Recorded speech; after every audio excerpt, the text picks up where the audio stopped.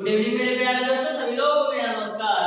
स्वागत करते हैं आप सभी का आपके अपने YouTube channel coding study point. तो प्यारे दोस्तों, आज की क्लास में हम लोग सॉल्व करने वाले हैं संख्या पद्धति के प्रीवियस ईयर क्वेश्चन के साथ साथ मोस्ट एक्सपेक्टेड क्वेश्चन। मैं आपको प्रत्येक क्वेश्चन का सॉल्यूशन इस तरीके से कराने वाला हूं कि प्रत्येक क्वेश्चन में आपको नए नए कॉन्सेप्ट और नए नए टिप्स देखने को मिलेंगे। मैं आपको प्रत्येक क्वेश्चन का सॉल्यूशन इस तरीके से करवाऊंगा कि मैक्सिमम आप प्रत्येक क्वेश्चन को 5 से 10 सेकंड के अंदर सॉल्व कर पाएंगे। चाहे आपको संख्या पद्धति से कोई सा भी क्वेश्चन आपके एग्जाम में पूछ लिया जाए, तो प्रत्येक क्वेश्चन को ध्यान से और अच्छी तरीके से समझते हुए चलिएगा। तो स्टार्ट करते हैं आपकी क्लास को। देखिएगा क्वेश्चन नंबर 1। तो क्वेश्चन नंबर 1 आपके सामने है। इस क्वेश्चन को सॉल्व कीजिए और बताइए इकाई का अंक क्या होगा। तो क्वेश्चन नंबर 1 आपको इस प्रकार से दे रखा है 237 गुणे 195 गुणे 738 गुणे 85। आपको इसके गुणनफल में इकाई का अंक बताना है। तो जो हमारी पिछली क्लास देखा होगा संख्या पद्धति के बेसिक कॉन्सेप्ट और क्वेश्चन करवाया था, यानी कि एक ही क्लास में मैं आपको संख्या पद्धति पूरी तरह से कंप्लीट करवा दिया था। तो उस क्लास को कोई स्टूडेंट देखा होगा वो इस क्वेश्चन को मैक्सिमम 5 सेकंड के अंदर हल कर सकता है। तो ध्यान से देखिएगा। सबसे पहले 237 का इकाई का अंक क्या है 7 और 195 में इकाई का अंक क्या है 5 और 738 में इकाई का अंक क्या है 8 और 85 में इकाई का अंक क्या है 5। ये मैंने सभी का इकाई का अंक नोट कर लिया। अब गुणा कराओ तो 5 से कितना होता है 35 गुणे 8 बचे कितना होता है 40। अब देखिएगा 35 का इकाई का अंक क्या है 5 और 40 का इकाई का अंक है 0। तो 5 गुणे 0 करे तो 0 मिलेगा। तो इस तरीके से यही आपका आंसर हो जाएगा, यानी कि इस पूरी बड़ी संख्या का जो इकाई का अंक आएगा वो आपका 0 आएगा। इस तरीके से इस क्वेश्चन का जो आंसर होगा वो आपका ऑप्शन नंबर ए सही हो जाएगा। देखिएगा डियर स्टूडेंट क्वेश्चन नंबर 2। तो क्वेश्चन नंबर 2 आपके सामने है। सॉल्व करके बताइए इसका कौन सा ऑप्शन सही होगा। आपको 3 पे पावर 40 का इकाई का अंक बताना है। तो ध्यान से इस क्वेश्चन को सॉल्व कीजिएगा। सबसे पहले डियर स्टूडेंट मैंने आपको इसका एक ट्रिक बताया था कि जो आपका पावर में 40 है, इस 40 को आप 4 से भाग दो। तो 4 से भाग दोगे तो पूरा पूरा कट जाएगा, तो शेषफल कितना बचेगा 0। जब 40 को आप 4 से भाग दोगे तो पूरा पूरा कटेगा, तो शेषफल 0 बचेगा। इस वाली वैल्यू से कोई मतलब नहीं है। अब आपका क्या मिलेगा 3 पे पावर कौन जाएगा जो आपका शेषफल बच रहा है, यानी 3 पे पावर 0। अब 3 पे पावर 0 का मान क्या होता है 1, यही आपका आंसर हो जाएगा। इस तरीके से 3 पे पावर 40 का इकाई का अंक 1 होगा, यानी कि इस क्वेश्चन का जो आंसर होगा वो आपका ऑप्शन नंबर सी सही हो जाएगा। देखिएगा क्वेश्चन नंबर 3। जैसे मैंने आपको क्वेश्चन नंबर 2 सॉल्व कराया, same to same question number 3 को सॉल्व करके बताइए इसका कौन सा ऑप्शन सही होगा।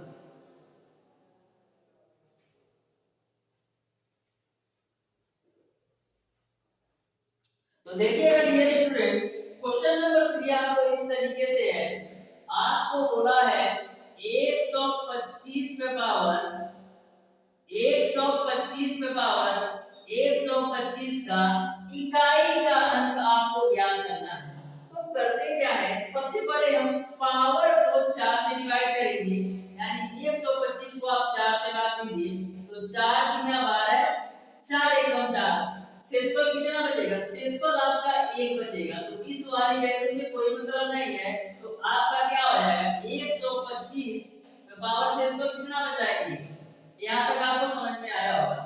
अब आप ये बताइए 125 में इकाई का क्या है, तो आप कहेंगे 5 है। तो 5 पे पावर 1 का मान कितना होता है 5। तो यही आपका आंसर हो जाएगा। तो इस तरीके से क्वेश्चन नंबर 3 का जो आंसर होगा वो आपका ऑप्शन नंबर सी सही हो जाएगा। देखिएगा डियर स्टूडेंट क्वेश्चन नंबर 4। तो क्वेश्चन नंबर 4 को आप लोग ध्यान से पढ़िए और बताइए इसका कौन सा ऑप्शन सही होगा।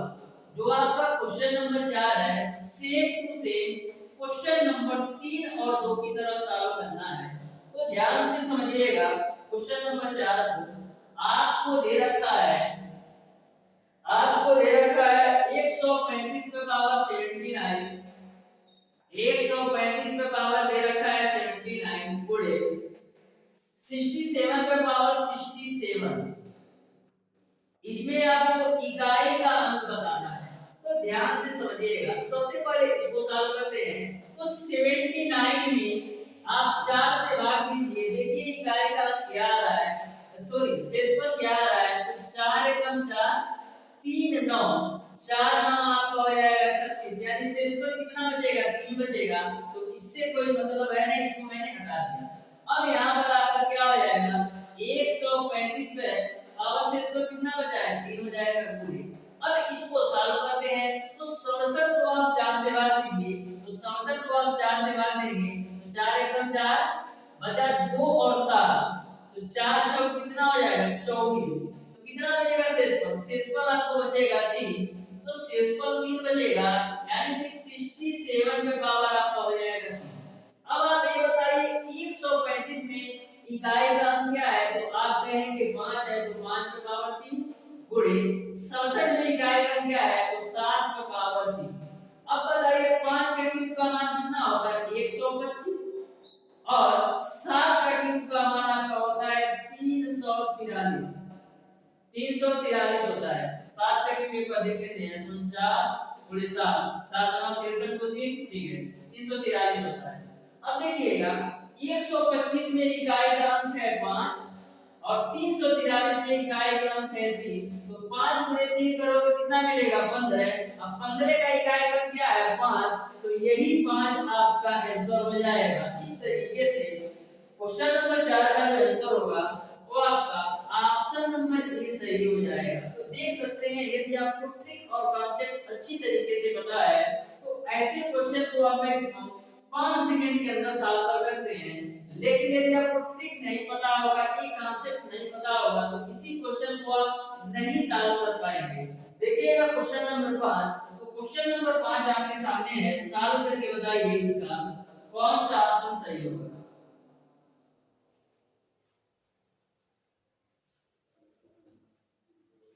देखिएगा क्वेश्चन नंबर 5 बोला है दो संख्याओं का योगफल 16 है तथा गुणनफल 55 है, उनके व्युत्क्रमों का योग है। तो ध्यान से देखिएगा क्वेश्चन नंबर 5 को। बोला है दो संख्याओं का योगफल 16 है और गुणनफल 55 है, तो आपको बताना है उनके व्युत्क्रमों का योग। तो देखिएगा बहुत ही सिंपल सा क्वेश्चन है। मैंने मान लिया कि दो संख्या आपका x और y है। तो बोला है उन संख्याओं का जो योगफल है वो आपका 16 है और गुणनफल जो है वो आपका 55 है। तो आपको बताना है उनके व्युत्क्रमों का योग। तो व्युत्क्रमों का योग क्या होगा 1/x + 1/y की वैल्यू आपको बताना है। तो सबसे पहले x और y का एलसीएम xy आ जाएगा, ऊपर आपको मिल जाएगा x + y। अब सारी वैल्यू तो पता है, x + y का मान कितना है 16 और x * y का मान कितना है 55। तो यही आपका आंसर हो जाएगा। सिंपल सा क्वेश्चन था। तो इस तरीके से क्वेश्चन नंबर 5 का जो आंसर हो गया वो आपका ऑप्शन नंबर बी सही हो जाएगा। देखिएगा डियर स्टूडेंट क्वेश्चन नंबर 6, जो आपका क्वेश्चन नंबर 6 है same to same question number 5 की तरह है। तो ध्यान से पढ़िए क्वेश्चन नंबर 6 को और बताइए इसका कौन सा ऑप्शन सही होगा।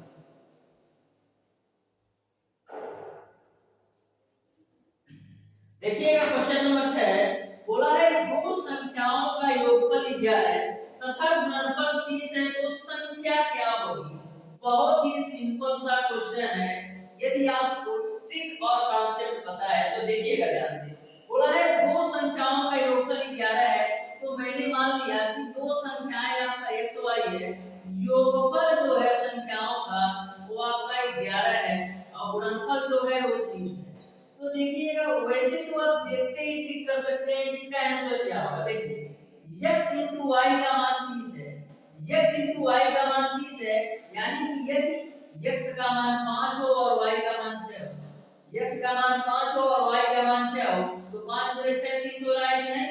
और यहाँ पर x का मान करोगे तो 11 हो रहा है कि नहीं, यानी कि हमारा जो x की वैल्यू आएगी वो 5 आएगी और y की वैल्यू आपका 6 आएगी।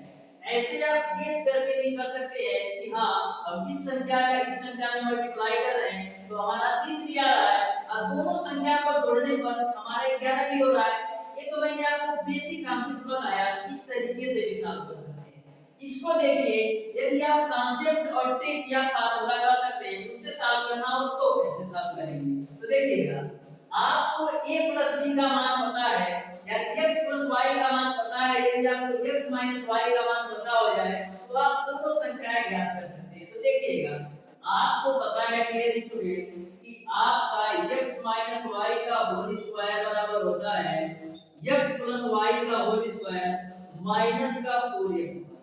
ये आपका कांसेप्ट होता है। अब देखो x + y का मान कितना है 11, 11 का स्क्वायर माइनस 4 गुणे x * y का मान आपने निकाला है 30, तो 11 का स्क्वायर 131 होगा माइनस का होगा 120, यानी कि 1 आएगा। तो x - y की वैल्यू कितना आ गया 3।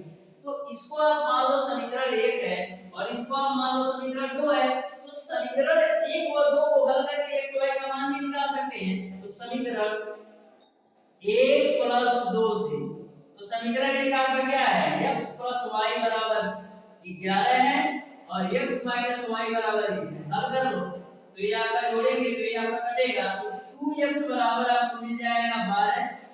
तो x बराबर कितना मिल जाएगा, x बराबर आपको मिल गया 6। अब x की वैल्यू समीकरण 1 या 2 में रख के y का मान निकालो, तो यहां पर जब x की वैल्यू 6 रखेंगे तो y की वैल्यू कितना आ जाएगा, y की वैल्यू 5 आ जाएगा। तो चाहे आप इस तरीके से यानी सोच करके भी निकाल सकते हो कि हाँ इससे गुणा करने पर मेरा गुणनफल भी आ रहा है और योगफल भी आ रहा है, या तो यदि फार्मूला से सॉल्व करना चाहते हैं तो इस तरीके से सॉल्व कर सकते हैं। तो इस तरीके से क्वेश्चन नंबर 6 का जो आंसर होगा वो आपका ऑप्शन नंबर बी सही होगा, x की वैल्यू 6 और y की वैल्यू 5। सेम कॉन्सेप्ट पर देखिएगा क्वेश्चन नंबर 7। तो क्वेश्चन नंबर 7 को आप लोग ध्यान से पढ़िए और बताइए इसका कौन सा ऑप्शन सही है।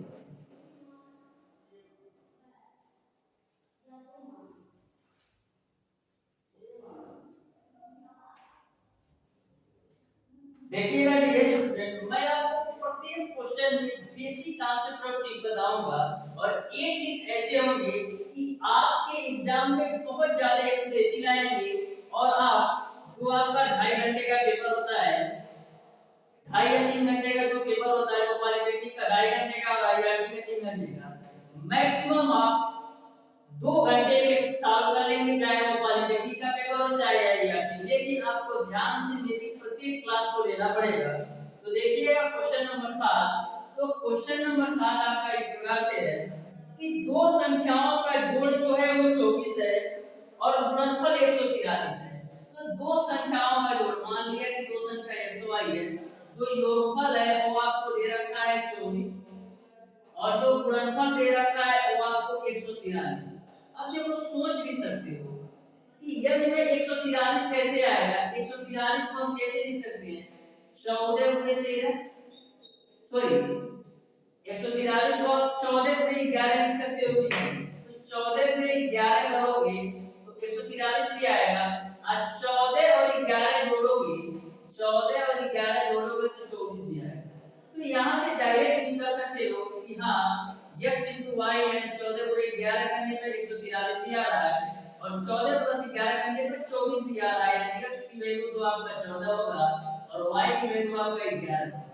ये तो मैंने आपको आपकी थिंकिंग से बताया कि सोच के भी आप सॉल्व कर सकते हैं। तो इस तरीके से क्वेश्चन नंबर 7 का जो आंसर होगा वो आपका ऑप्शन नंबर डी सही हो जाएगा।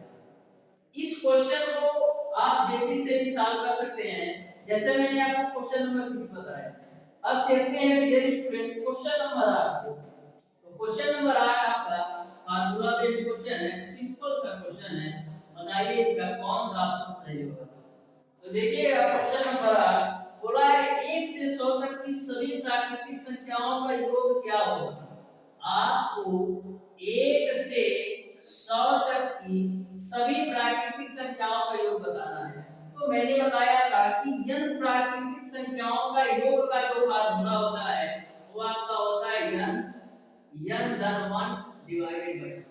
तो यहाँ पर n की वैल्यू कितनी आएगी, 1 से 100 तक लेना है, यानी n की वैल्यू तो आपको आएगी 100, 100 प्लस का 1 डिवाइडेड बाय 2, 2 से काट दीजिए तो कितनी बार में जाएगा, 50 बार में, तो 50 गुणे आपका हो जाएगा 101, तो ये आपका कितना होगा, 0 होगा, 5 एकम 5, 0 5 एकम 5, यानी 5050 आ जाएगा। इस तरीके से क्वेश्चन नंबर 8 का जो आंसर होगा वो आपका ऑप्शन नंबर सी सही हो जाएगा। देखिएगा डियर स्टूडेंट, क्वेश्चन नंबर 9, जो आपका क्वेश्चन नंबर 9 है वो आपका प्राकृतिक संख्याओं के घनों के योग पर है। तो ध्यान से क्वेश्चन नंबर 9 को आपको समझिएगा कैसे सॉल्व करना है, बस फार्मूला लगा देना है, क्वेश्चन आपका सॉल्व हो गया। तो देखिएगा क्वेश्चन नंबर 9, तो क्वेश्चन नंबर 9 आपका इस प्रकार से है, आपको बोला है 1 का क्यूब प्लस 2 का क्यूब प्लस 3 का क्यूब प्लस 4 का क्यूब डॉट डॉट डॉट 10 का क्यूब बराबर है, 4 ऑप्शन आपको दे रखा है। तो देखिएगा 1 का क्यूब प्लस 2 का क्यूब, उसके बाद से प्लस 3 का क्यूब प्लस 4 का cube plus dot dot dot 10 का क्यूब, इसका मान किसके बराबर है आपको बताना है। तो देखिए मैंने आपको बताया था प्राकृतिक संख्याओं के घनों का योग का जो फार्मूला होता है वो आपका n धन 1 डिवाइडेड बाय 2 पे पावर 2 होता है। ये आपका प्राकृतिक संख्याओं के घनों के योग का फार्मूला। तो n की वैल्यू कितना आएगी, n की वैल्यू आपका आएगा 10, 10 और 1 आपका होगा 11 बटे 2 पूरे का स्क्वायर कर दो, तो 2 से काटेंगे तो कितनी बार में जाएगा, 5 बार में। अब 5 का गुणा 11 में करोगे तो 55, अब 55 का स्क्वायर बताओ, 55 का स्क्वायर क्या होगा, जो हमारा ट्रिक पता होगा 55 का स्क्वायर कैसे करते हैं, देख लो ट्रिक भी, जैसे 55 का स्क्वायर करना है, पहले की संख्या 5 है और दूसरी की संख्या 5 है, तो 5 का स्क्वायर करोगे 25 मिलेगा, दूसरी की संख्या 5 है तो 5 का स्क्वायर करोगे 25। अब तीनों संख्याओं का आपस में मल्टीप्लाई कराओ, 2 का 5 का 5 का, तो 5 बचे 25 गुना कितना होगा 50। अब 50 कैसे लिखना है, बिल्कुल सेंटर में लिख देना है, तो मैंने लिख दिया। अब जोड़ दो तो 5 2 5 पर 10 को 0 2 1 3, यानी कि जो 55 का स्क्वायर हो गया वो आपका 3025 हो गया। इस तरीके से इस क्वेश्चन का जो आंसर होगा वो आपका ऑप्शन नंबर ए सही हो जाएगा। जो आपका क्वेश्चन नंबर 10 है वो इस प्रकार से है कि दो संख्याओं के योगफल 15 है तथा गुणनफल 55 है, उनके व्युत्क्रमों का योग है। तो इस क्वेश्चन को आप लोग सॉल्व करके बताइएगा इसका कौन सा ऑप्शन सही होगा। तो क्वेश्चन नंबर 10 को आपको सॉल्व करना है, 4-5 क्वेश्चन और मैं देता हूं, उसको आप लोग कमेंट बॉक्स में कमेंट करके बताइएगा कि इसका आंसर क्या होगा। तो ध्यान से देखिएगा, प्रत्येक क्वेश्चन को आप नोटबुक में नोट कर लीजिए और सॉल्व करके बताइएगा। एक आपका क्वेश्चन नंबर 10 हो गया, एक क्वेश्चन आप नोट कर लीजिए कि आपको बताना है कि 65 का स्क्वायर क्या होगा। दूसरा आप नोट कर लीजिए 637 गुणे 85 गुणे 999 का इकाई का अंक बताना है, यूनिट डिजिट बताना है। इसमें क्या करना है आपको, यूनिट डिजिट यानी इकाई का अंक बताना है। क्वेश्चन नंबर 3 आप लोग नोट कर लीजिए 675 का पावर 89 है, इसको आप बताइए इकाई का। क्वेश्चन नंबर 4 को आप नोट कर लीजिए 999 का पावर 99 गुणे 99 का पावर 79, इसका भी आप लोग यूनिट डिजिट बताइए यानी इकाई का अंक बताना है। इस तरीके से 5 क्वेश्चन हो गए, एक आपका क्वेश्चन नंबर 10, एक आपका एक क्वेश्चन दूसरा हो गया और ये आपका तीसरा चौथा पांचवा। तो इन तीनों क्वेश्चन का तो आपको इकाई का अंक बताना है, इसका आपको स्क्वायर बताना है और क्वेश्चन नंबर 10 को सॉल्व कीजिएगा। तो टोटल 5 क्वेश्चन हो गए। इन पांचों क्वेश्चन का आंसर आप कमेंट बॉक्स में कमेंट करके बताइएगा कि कौन सा इसका आंसर आएगा। तो प्यारे दोस्तों, आज की क्लास कैसी लगी कमेंट बॉक्स में कमेंट करके जरूर बताइएगा। यदि वीडियो अच्छा लगा तो वीडियो को लाइक और चैनल को सब्सक्राइब जरूर कर लीजिएगा।